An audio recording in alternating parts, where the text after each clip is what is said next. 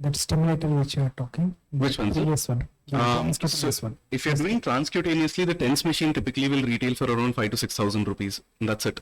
That's a one-time purchase. If you're looking at sacral nerve stimulator insertion, that's a total package cost of around 10 to 12 lakhs. It's cheaper, sir, but yeah. No, 2-3 lakh ka farak hai. Yeah, I'm sorry, you can continue. Yeah. You can continue. You can.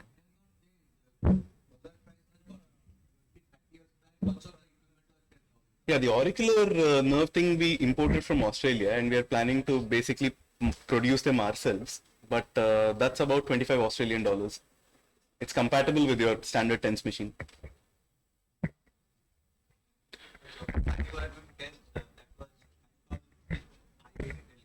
Sir.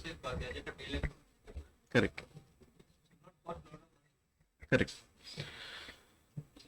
So, visceral abdominal pain, again, it's a complex and challenging issue. It arises from diseases affecting internal organs, so it's very difficult to distinguish it from somatic or neuropathic pain. Can be continuous, episodic, provoked, unprovoked. There is actually really no way to predict how visceral abdominal pain really manifests, which is what makes it difficult to treat. So around 25% of the global population is going to experience chronic abdominal pain at some point in their lives. The patients who typically present to us will have chronic pancreatitis, pancreatic malignancies, other GI malignancies, IBD, or functional gastrointestinal disorders. So again, we talked about the vagus nerve, we talked about the sacral nerve. Grossly, all of GI innervation is the same. So you have vagal efferents, you have thoracolumbar pathways, and you have sacral nerve and pelvic nerve pathways. Now, the primary area of interest as far as we are concerned, where GI innervation is concerned, is thoracolumbar pathways, where efferent axons from the GI tract that respond to painful stimuli, as well as efferent sympathetic pathways are there. So this is the area that we're looking to modulate. Now, when you talk about a splanchnic nerve block, a lot of people are familiar with celiac plexus blocks. So splanchnic nerve block is a kind of extension of the same. You want to do it for chronic abdominal pain, you want to do it for chronic pancreatitis, failure of celiac plexus blockade, patients who have abdominal angina, as it is called, or patients who undergo acute pain after arterial embolization for liver tumors.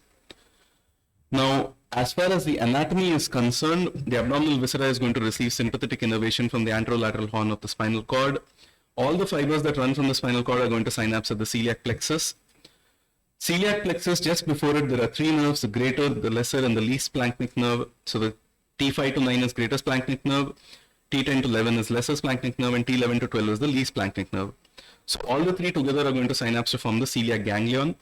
And this is where you typically block it. The celiac plexus blockade, which is conventionally known, are responsible for supplying the abdominal viscera, like esophagus to colon. Everything is celiac plexus. So this makes it a really attractive target as far as abdominal pain is concerned. Now, the reason why we would choose a splanchnic plexus block is because it offers itself as a very good anatomical target. When you look at this, you have an area that is bounded medially by the vertebra, laterally, by the diaphragm, inferiorly by the diaphragm. You got a very well-defined area within the paravertebral space. When you do celiac plexus blockade, you have complications where you're trying to basically bend the needle around the vertebra, and you want to get the drug anterior to the aorta. Whether you go around the aorta, whether you go through the aorta, you're ending up in very close proximity to a major vascular structure.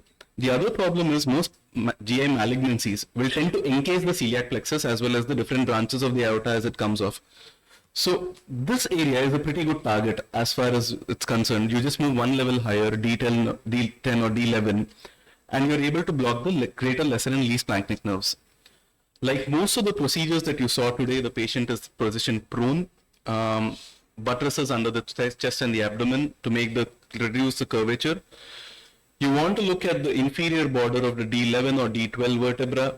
This is an extremely oblique view with parallax eliminated.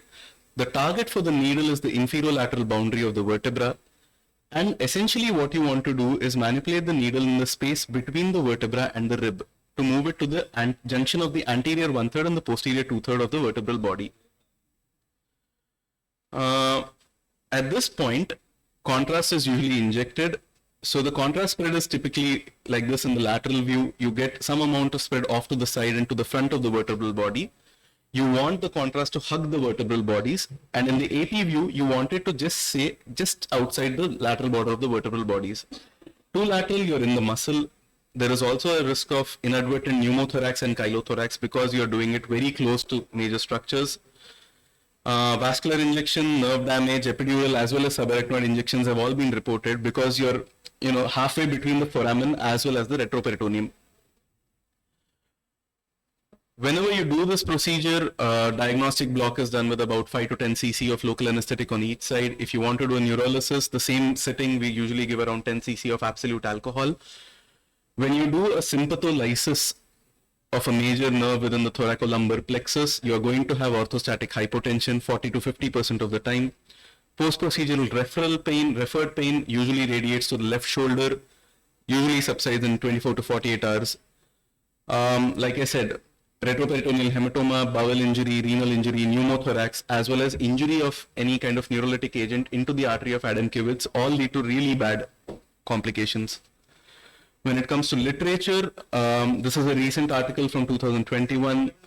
As opposed to maybe celiac plexus blockade, splanchnic plexus block has pretty good outcomes as far as unresectable pancreatic cancer is considered. Now, there is a problem where there is a need for this kind of intervention in our practice. Patients in developed countries, patients with access to insurance usually will get intrathecal morphine pumps.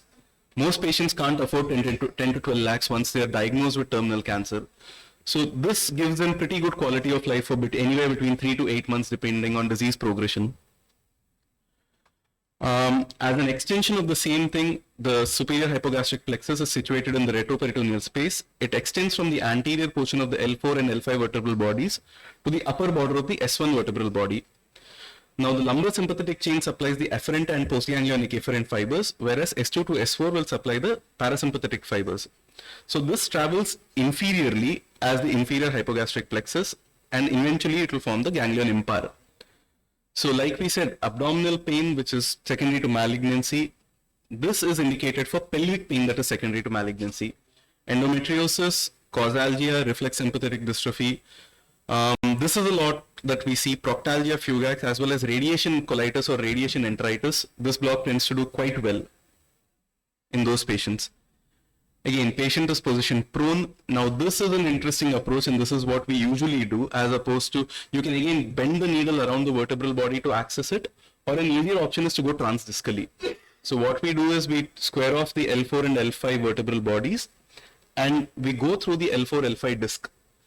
So you puncture the annulus posteriorly, you inject contrast, you do a discogram, you know you're inside the disc. Once you engage with the anterior end of the annulus, you take a glass syringe or a loss of resistance syringe, and it is done in the same manner as an epidural. You keep injecting air until you feel loss of resistance. That is when you are just anterior to the annulus. So after careful aspiration, this is not really very clearly visible, but a contrast spread is seen anterior to the vertebral bodies. It usually flows from L5 to S1, and on the AP view, it should be dead midline if you're doing it transdiscally. So again, after proper needle placement, 5 to 7 ml, around 10 ml of preservative-free local with steroid is injected. Again, usually it leads to about 3 to 6 months of good pain relief. Alcohol neurolysis is usually not a very viable option as far as this plexus is concerned because of the risk of intravascular injection, hematoma, subarachnoid injection. The major concern here is the proximity to the ureters and the bifurcation of the iliac vasculature. So when we do this procedure, we have to do a contrast, you have to do a continuous fluoro, and you have to be very sure of where you are so that you avoid hitting the ureters, so that you avoid hitting the iliac vessels.